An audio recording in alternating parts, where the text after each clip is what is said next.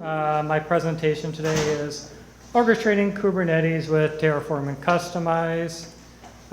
Feel free to scan the QR code. It has my contact info as well as a reference to the link at the bottom that all the slides are in, as well as the code I'm going to be referencing. I'm a principal software development engineer at Shutterfly, and I work in the DevOps department. There's a QR code, but bigger in case it helps anyone. Oh, wait a second. Sorry. Go ahead.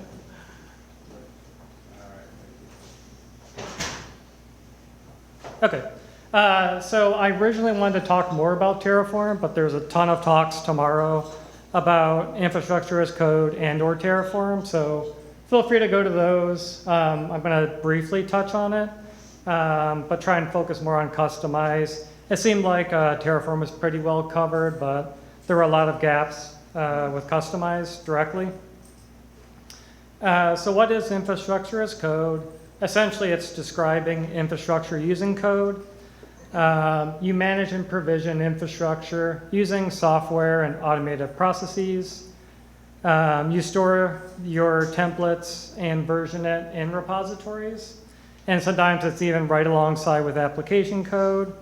And there are a bunch of tools like Alumni where you use programming language like TypeScript, Python, Go, C# or Java, kind of making it even more like code because you're actually writing in code. So there's a bunch of tools for implementing infrastructure as code. Some are platform specific, like AWS, Azure, and Google. They all have their own versions. Terraform's probably the most popular. And there's also the CDK for Terraform, where you basically write in programming languages, but then it compiles to HCL, which is Terraform's HashiCorp config language. And there's Alumni. It also allows you to write in programming languages, but since it doesn't have to be machine readable, it's a little bit more flexible compared to CDK for Terraform. And there's also Crossplane, where you kind of manage the infrastructure using Kubernetes manifests. So you're kind of managing everything with manifests. There's also configuration as code. It's very frequently intertwined with infrastructure as code. You actually are configuring your applications and servers with code rather than directly with the infrastructure itself. And it can get really confusing because a lot of technologies also let you write infrastructure using them. Ansible primarily, like I know for a fact that you can write EC2 servers using Ansible, but there's also tools like Puppet, Chef, SaltStack. So here's kind of a thought experiment. Let's say that for some reason there's a big disaster and you completely lose access to your current environment. How long would it take you to faithfully reproduce your environment? Would you be able to without being able to look at what you had deployed? Or would it be a matter of guessing and trying to do best case?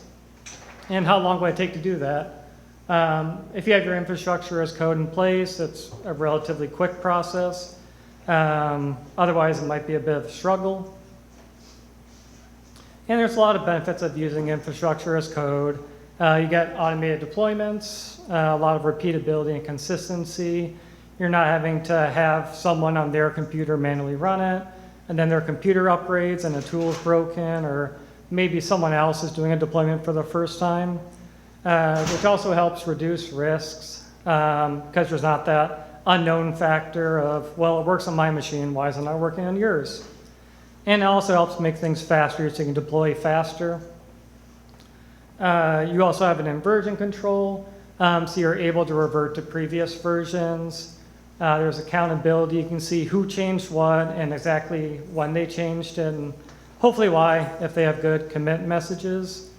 And you can do things like check the infrastructure state 2 weeks ago, which may not be possible unless you're digging through something like CloudWatch logs to see who changed what, and it's a big mess.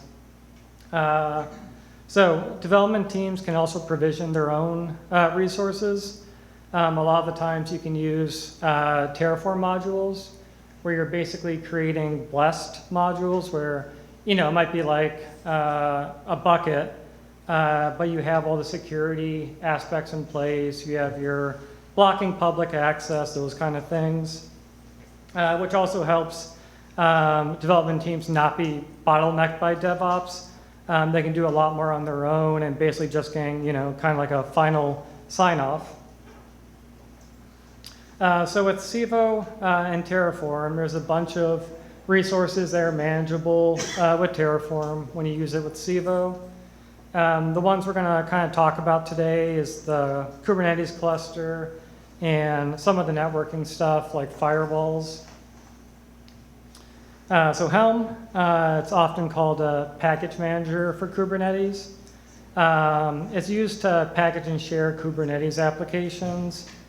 It lets you combine numerous manifests into a single unit, which makes it really powerful for importing and exporting applications. There's a large list of some of the more popular applications that you can get a Helm chart for to deploy. So now for Kustomize, it basically allows you to patch Kubernetes manifests. You use a layering approach to preserve the original manifests, and then you're essentially selectively overriding some of the default settings. You're using plain YAML, so you're not having to use any kind of templates or anything. And it's very powerful for configuring differences in environments that utilize the same templates. So there's a number of benefits of using Kustomize over Helm. It's easier to learn, it's simpler, again, no templating. It's part of kubectl, so you don't necessarily have to install anything. You might want to if you're looking for a different version. And it's also managed by the Kubernetes team directly. It can help keep your code dry, which is the don't repeat yourself principle. If you're using components, it lets you apply the same set of changes to a number of different environments or templates. With Helm, you just get a single Helm chart. With Kustomize, you're getting increased visibility and transparency because you actually have the manifests there. You're not having to dig through what the Helm charts contain. It also scales better due to their inheritance-based models. It lets you have a huge number of variants, a little more easier compared to Helm. So why not both? So frequently Kustomize used for configuring differences between the environments. But another thing you can do is even reference Helm charts from within Kustomize. They have a resource called Helm charts. And then using Helm for importing third-party applications. You can even download the manifests that are managed by Helm and work directly with the Kubernetes manifest. And then Helm is also great for if you're sharing with third parties, maybe you have other people who want to use your manifest. It's a great way to easily share it to them. So with Kustomize, there's some terms I want to go over quick, so I'm not just saying a bunch of stuff that people might not understand. The first is the concept of a base environment or shared template. It's basically a collection of Kubernetes manifests that define the resources in each environment. So in the example I'll show, for my example, it's just a very simple Nginx server. So you have an Nginx namespace, a deployment, and a service.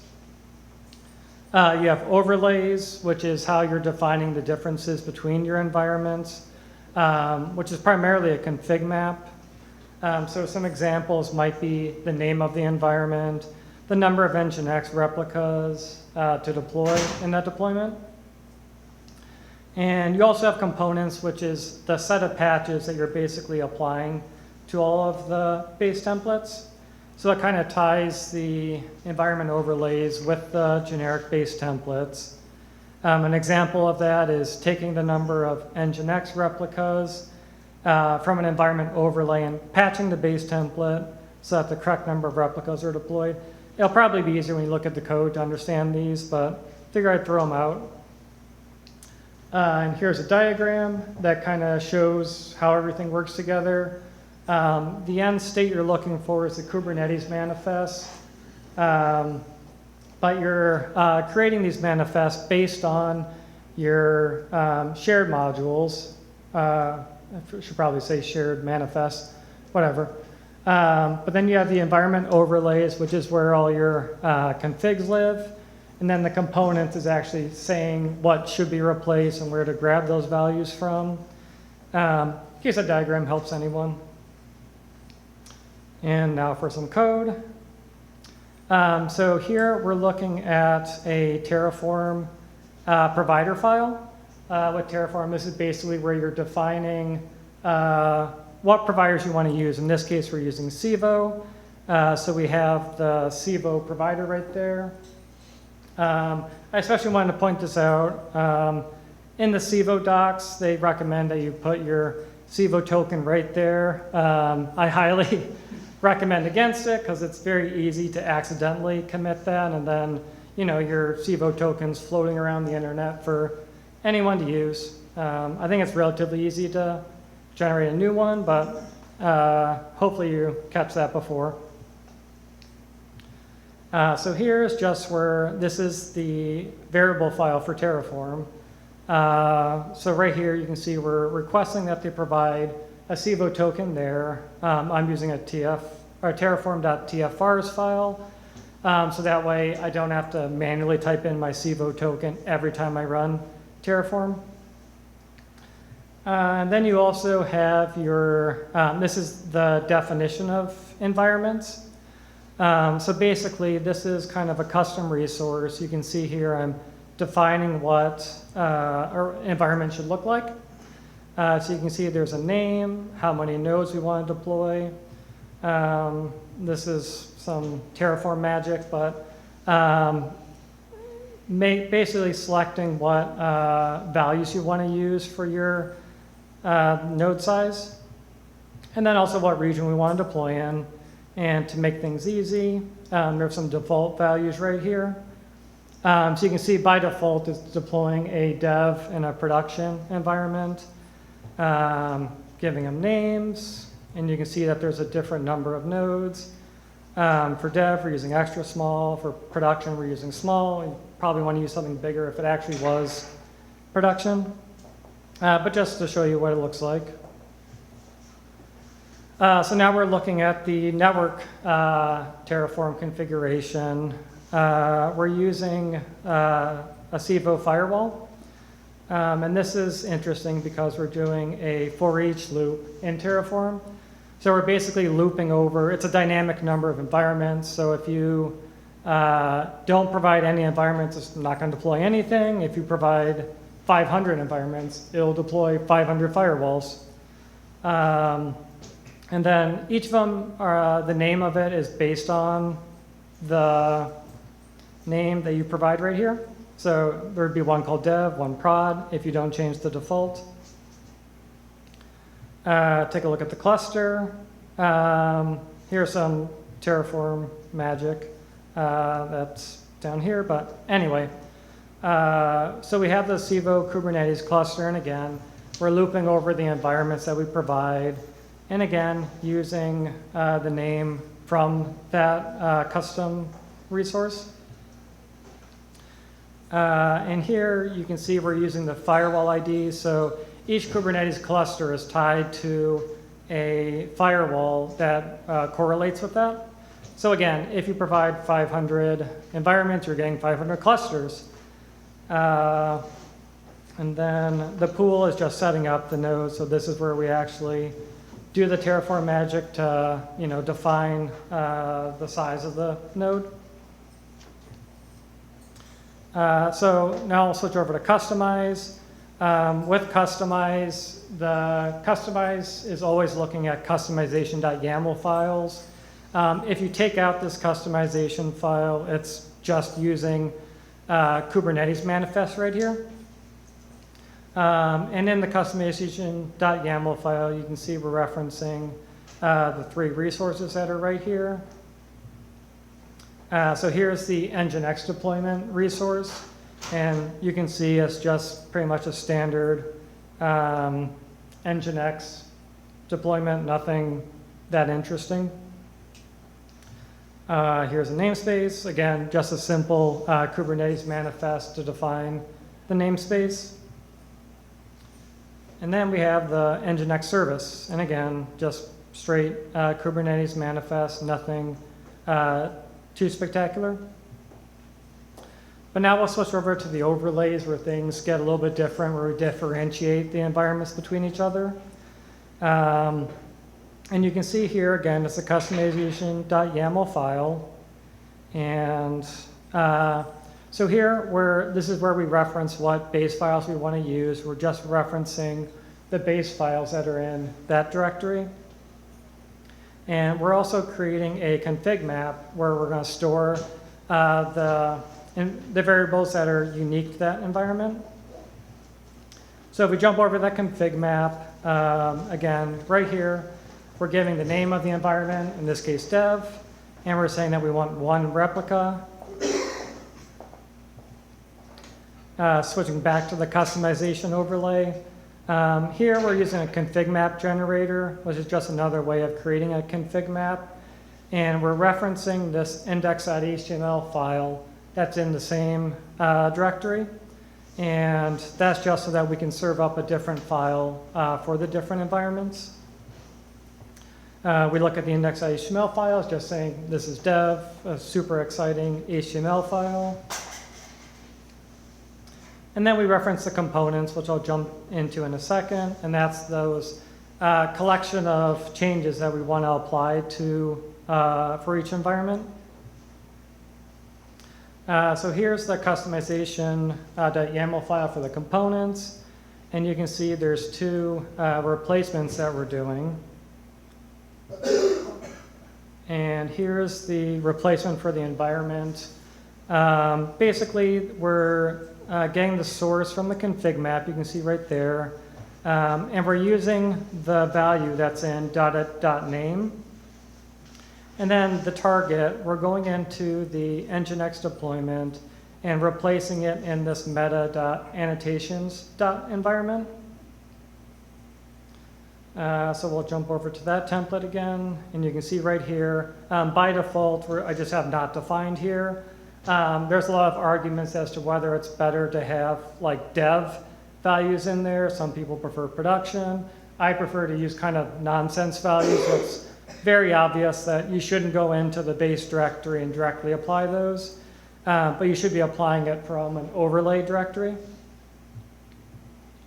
And we'll jump back to the replacements.replicas, and you can see here, doing the same kind of thing, looking at the config map and referencing the data.replicas this time, and basically replacing that into the spec.replicas this time. And you can see here, the default is 0. Again, if you're running it from the base directory, which you shouldn't be doing, I'm using bad values just so it's very obvious that you're doing something wrong. This is the production customization file, and you can see it's pretty much exactly, well, it is exactly the same as the dev one. You don't have to make any difference between the 2. The differences are all in the config map and the index.html file. I don't think we'll get to actually showing this, but the production one is just saying this is production rather than the dev one. And then the config map, it's saying the environment name is prod, and there's 3 replicas rather than the 1 like we have with the dev environment. Maybe we'll have time.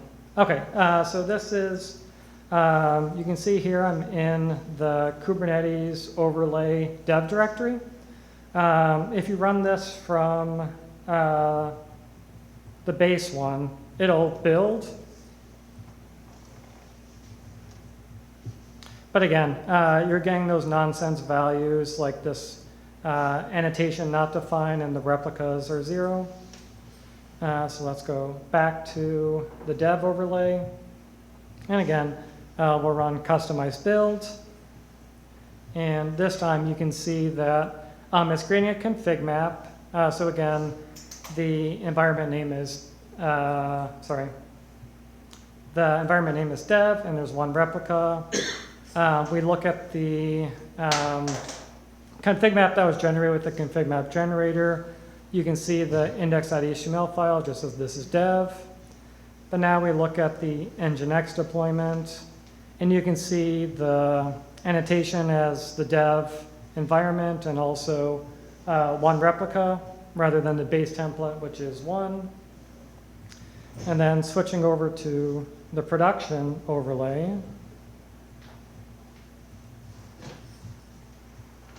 And you can see that things are different. In the config map, it's using the production name. There's 3 replicas. We're using this as production for the index.html file. And we go down to the deployment. And again, the annotation is prod, and we also have 3 replicas. Since I still have a little bit of time, I'll go ahead and keep going. Okay, I'm already in Civo dev, which I have output here to make it easy for me. I deployed this, who knows when, 9 days ago.